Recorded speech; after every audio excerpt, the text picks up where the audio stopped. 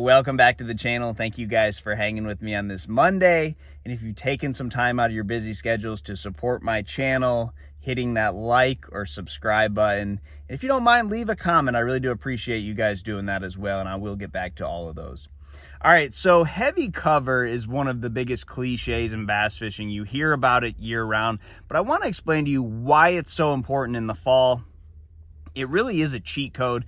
When you show up to a lake, there's going to be a ton of dead water. There's going to be a ton of different baits. You think about, there's 40 different topwaters. There's a ton of different jigs and spinner baits that you could throw. So it does become very confusing, but a great way to cut down on all of that is just seek out heavy cover. I'm going to give you a couple examples on lakes that do have heavy cover and some that don't, and basically show you why they set up so good when you do have heavy cover and why it really is challenging if your lake doesn't have any type of heavy cover. So we'll start off with lakes that don't have heavy cover. I think of highland reservoirs. If you get down the lake, you're nowhere near up the river, you really don't have anything in the water. You don't have big laydown trees.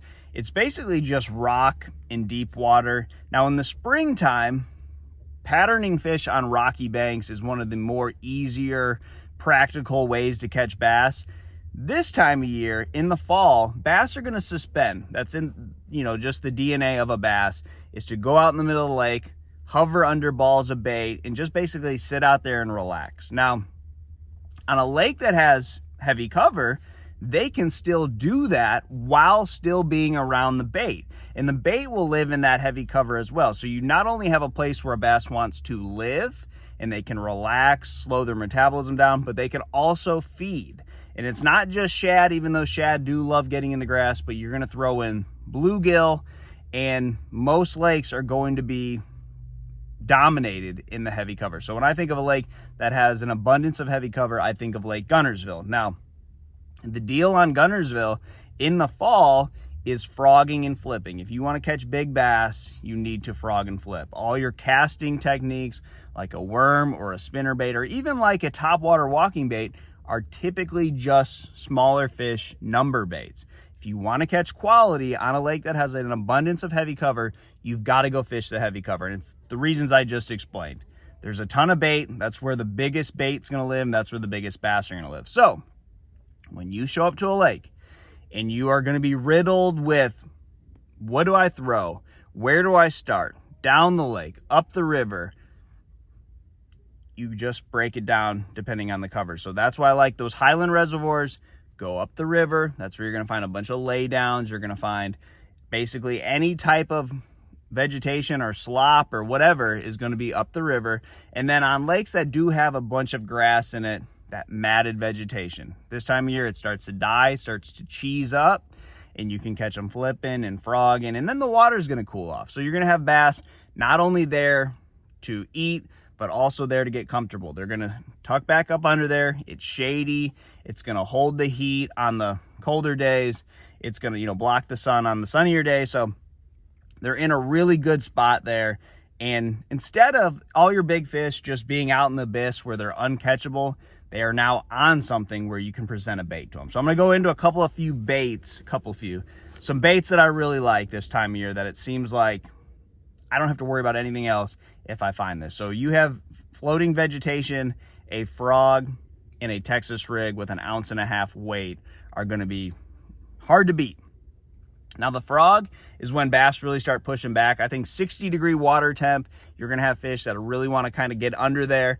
When you have a little bit warmer water, it seems like they stay on the edge. So the flip and stick when they're on the edge, and when they really push back, when it starts cooling off, the grass starts breaking away, it really starts cheesing up.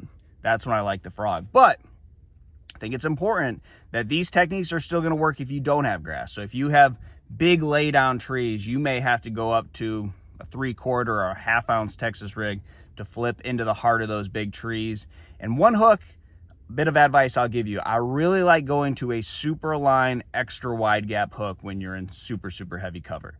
It just seems like when you get a fish hooked and you really have no control of getting him out, how long he's going to stay in there, it seems like most of the time when you hook them with an extra wide gap, there's nothing they can do to get off. So if you're flipping lay down trees or really heavy vegetation, I like a 4/0 extra wide gap, super line hook, heavy line, if it's braid in the matted vegetation, or 25-pound fluorocarbon in laydowns. But a lot of times you're going to get a fish hooked and you're going to just have to continue to pull on him. He's going to swim down a little bit. You can pull, get in there, break branches, pull the mat, get dirty, get in there and get that fish. You know, especially those bigger fish, they have bigger mouths, so they're going to get right in the meat, and you're going to have basically a ton of time, plenty of time rather, to get those fish out of there. But I think that extra wide gap hook and super heavy cover is very important. But that's the deal this time of year. It is a cheat code.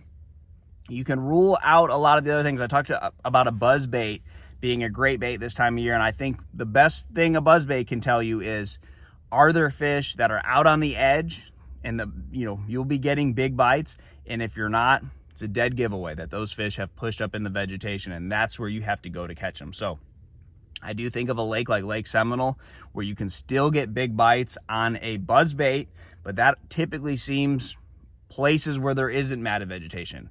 If you throw that buzz bait in the areas that do have matted vegetation, you typically stop getting bit, and that's when you know, punch, frog. So look for heavy vegetation this time of year. Look for big trees, any type of heavy cover. I know it's a cliche in bass fishing, but in the fall time when the bait is getting in that heavy cover, the bass will be there and they won't leave. So try that. Good luck to you guys, and I'll see you on the water.